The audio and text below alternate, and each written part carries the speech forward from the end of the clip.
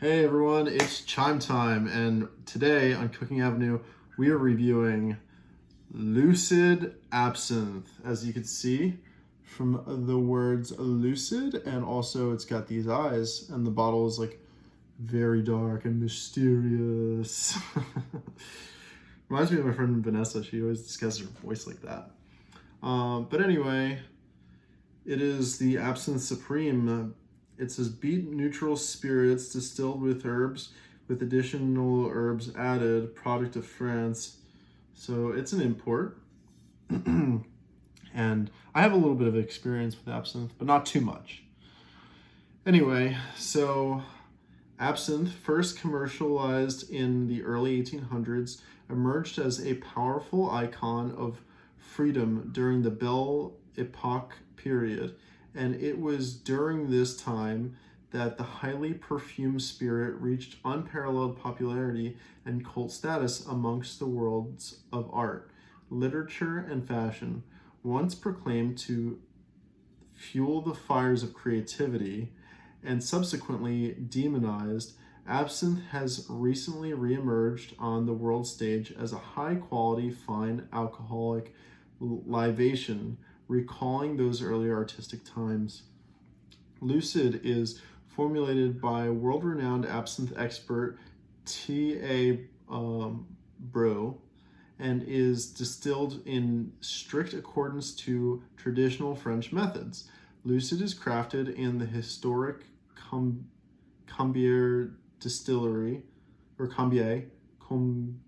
maybe, founded in 1834 and designed by Gustave Eiffel in fabled Loire Valley of France. Each bottle of Lucid is carefully prepared by skilled craftsmen using ancient copper absinthe alembics. Unlike most contemporary imitators, Lucid is distilled entirely from spirit and European herbs and uses no artificial additives or dyes. Lucid recalls the rich tradition of absinthe and is crafted using a full measure of Grande Wormwood, Artemisia absinthium, green anise, sweet fennel, and other fine European herbs traditionally used in making of fine Belle Epoque absinthe. And it even has instructions on how to do it. It says pour 1.25 to 1.5 ounces of Lucid in an appropriate glass. Place a sugar cube atop a flat perforated spoon that rests on the rim of the glass. Using sugar is optional. Slowly drip 4 to 5 ounces of ice cold water on top of the sugar cube or directly into the glass, which slowly dissolves into absinthe. The cold water causes Lucid louche into an opalescent cloud as the herbal essence emerged from the absinthe and perfumed the room. Enjoy. Those instructions are very similar to what I was going to do anyway. It's the first time I ever read the bottle, but I do so on these videos, as you know. Let's see. Oh yeah, so what I didn't know about it was that these were locally sourced herbs, which, as you know, locally sourced is good for localized economies. Well, this is an import, so this is good for an imported economy. However, when you grow fruits and vegetables and herbs and raise animals where they were naturally occurring in nature, they're healthier that way. You know, they evolved to be the way they are, and, you know, bastardizing them in any way, which isn't an appropriate word, by the way, I looked that one up.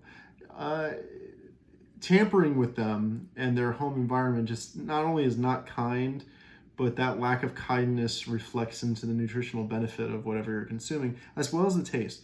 So I wouldn't say that I've done my research when purchasing this one, but you could say that good things fall in my lap. Yeah. So anyway, I'm gonna drink some water because I'm quite parched. Lots of filming today, as you can see by the shirt I'm wearing. if you've been watching. So I've taken frozen ice cubes, or cubed ice, and melted those. Now, what the bottle doesn't tell you is why it's important to not use crushed ice and to use frozen cubed ice when melting. Now, they like some absinthe spoons you could sit over the rim of your glass. This is a martini glass. I don't know if absinthe has a traditional glass or if it is sipped in a martini glass, but this is fancy and I like it. And that's what's important, that you like it, like what you're doing, take pride in it, as much as you can when you can. This is the best I can for now.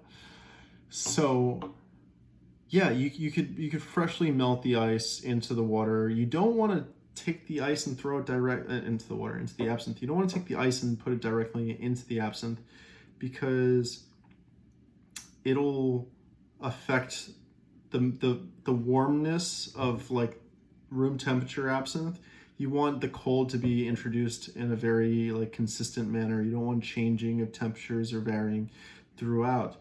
And the reason why you don't want crushed ice is because crushed ice melts faster, and that's good for cooling things faster when it's maybe you have a bottle of champagne and sticking it in a bucket full of crushed ice. That's where crushed ice is important, and its usefulness is completely lost after that. And you should never put crushed ice into your drink because it waters it down too fast. Like if you have a nice scotch, you don't want it to be watered down. You want to taste the scotch. Same thing with your soda. Like, who likes watered down soda? I don't even like soda, and the thought of watered down soda is just so much worse. And it's good, once in a while, but yeah. But you do want melted water into your absinthe, and you want the coldest water you can get, the coldest. And if you use crushed ice in this mixture, it's going to have too much water and not enough ice, and it's going to get warmer in there. Like maybe that part theoretically. Everything else I said is absolutely true. But even so, I'm more scientifically inclined to believe that the frozen ice is better for your absinthe. But definitely melted ice water is the best. And what's really amazing is how when you add, like, you get a sambuca, like anisette smell with regular absinthe, and it's strong. But when you open the bottle, it doesn't diffuse through the room. When you pour said absinthe into the glass, which this is plenty, it smells even more lovely now that it's diffusing in the air. But to get it to really diffuse, you want to pour the water in, and then the aroma floods the house, not the house, maybe the room, with a lovely licorice-like smell. Now, this is 62% alcohol by volume. Now, typically rum or scotch is like 40%, vodkas are 40%, which is about 80 proof. This 62, you multiply the volume, the alcohol volume percentage, by 2 to get the proof. So 62 would be 124 proof alcohol. So you don't want to drink this straight. I mean, I will do it a little bit just for everybody to know.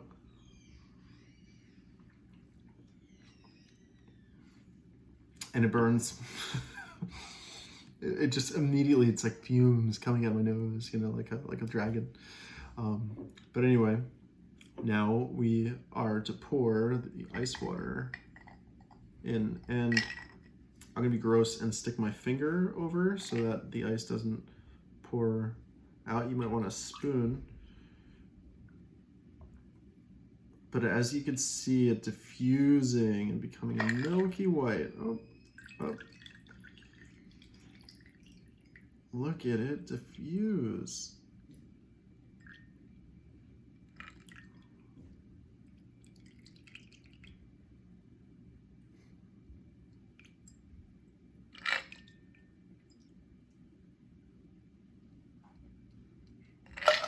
And that's enough. Now it's teeter-tottering on my glass. Ooh. Because it's a martini glass. Another glass might be more stable than this one. But yeah, it went from like a very clear greenish to like a very milky white. You know, you would think that there was a cream added to this, or like a vodka mudslide or something, or whatever they have in the Big Lebowski.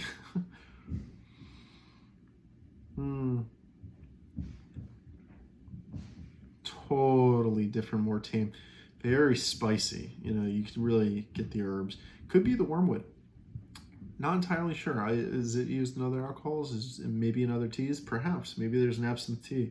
Gotta hit up David's Tea. But Lucid is quite fine. Quite fine indeed. Look at these eyes. Yeah, I hope that shows up in the preview.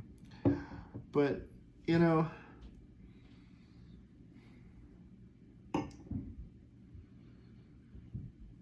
it's just really nice. And, you know, like a nice essential oil or perfume, like as it's described. That's just a very French sounding word. Perhaps Van Gogh, I didn't plan this, perhaps Van Gogh was sipping on absinthe when making his art. Now, a lot of artists, and the reason why it's mentioned is that used absinthe is, you know, like alcohol takes the edge off. People know it's a depressant, you know. So that brings you down, but at the same time, the wormwood is like a stimulant and it brings you up. And the correct recipe will have a very, very even mix. And what that allows you to do, having an even mix, is get to balance and equilibrium. Like I'm always trying to promote. If you've seen some of my, you know, members only, you know, Facebook exclusive videos where I talk about equilibrium and in my life coaching classes and things of that nature. Reaching the equilibrium, you know, you lose that depressant thing and you lose the stimulant thing where if you just have one or the other. But when you mix the two at the perfect level, you lose the sense of inhibitions. And maybe you might lose some motor skills still, just because like maybe thinning of the blood kind of, which is, you know, common with alcohol, and ethyl thins the blood. So you might lose your motor skills a bit, but it's not going to cause you to just be like, oh, you know, the art that I'm working on, it's good enough. No. It doesn't mess with your inhibitions. You are going to continue to do your art as well as you were when you're sober. Maybe you have to compensate a little bit for your motor skills, but if you get used to it, you get enough practice, I wouldn't recommend it. You can function just fine. Now, I wouldn't drink more than one glass of this because even if you're taking it down from like 124 proof, you're still looking, maybe I doubled it with the amount of ice water that I poured in here. So like, I don't know, what's half of 124? 60 proof. So this is maybe over a wine, way over a beer, under liquor, but still, this is like 2 shots. You know, like that's yeah. This is a huge martini glass, by the way. Look at the size of it compared to my head. That's quite large. You know, half glass. You know, they make these glasses extra big because you're putting a ton of ice, crushed ice. Some flavors are meant to be watered down, or should be, you know, like some things that are too sweet, they need crushed ice. But things like fine scotch, solid frozen cube ice. They even have big balls of ice, you know, like the name of the whiskey that's made in maybe it's Centauri, Hibiki. In Japan, they have like really big spherical ice blocks. You know, that's what it's all about. You know, that's what it's really about. And that keeps it from really melting because instead of like areas of less mass, it's concentrically the same mass unilaterally throughout the whole thing when it's a sphere. You know, that's brilliant. You know, there's a scientific reason for that. You know, whether it's physics or chemistry or maths. When those things agree, you have a perfect theorem, or as good as it's going to get. You know, it doesn't get better. When different sciences agree with one another, that's freaking balance. Strive for equilibrium, everyone. And this is like not rocket science, you know. It's just alcohol. But you can get into it, you know. You can get into it. You know, some of the guys I hang out with, they love this stuff. You know, like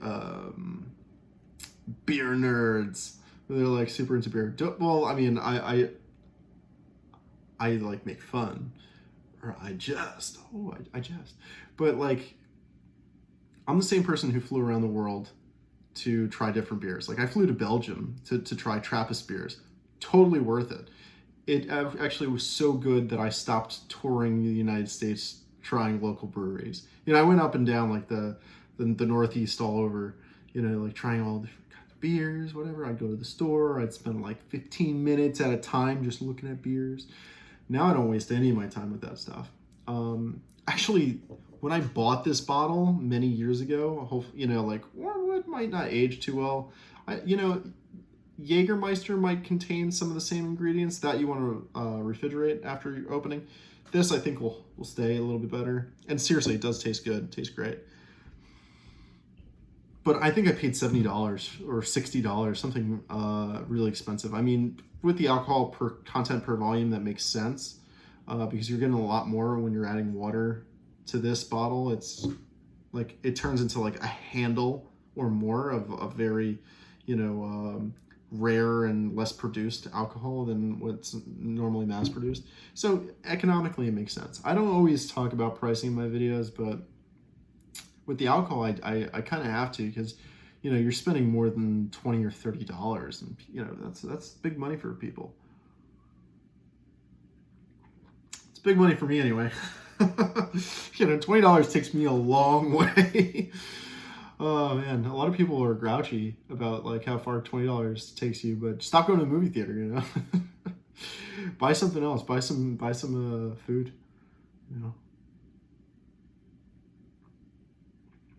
Oh, man. Yeah, stop eating at restaurants. Just cook your own delicious food. Yeah, like people will say, like, oh, $20 doesn't take me far. It does, you know. It really does.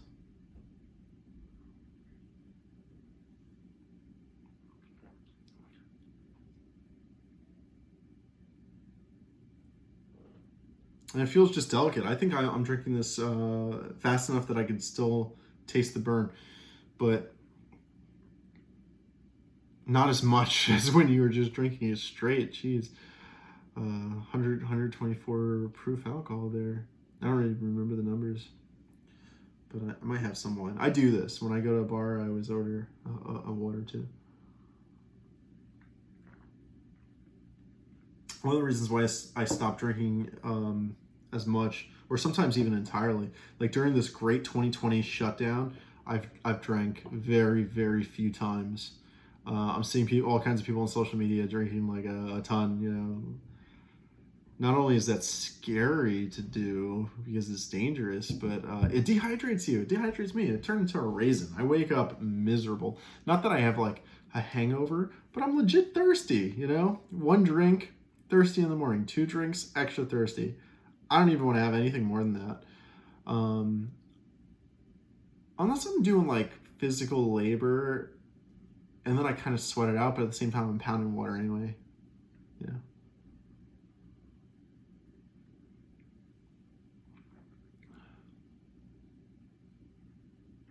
It's almost got like a peppery taste to it, you know.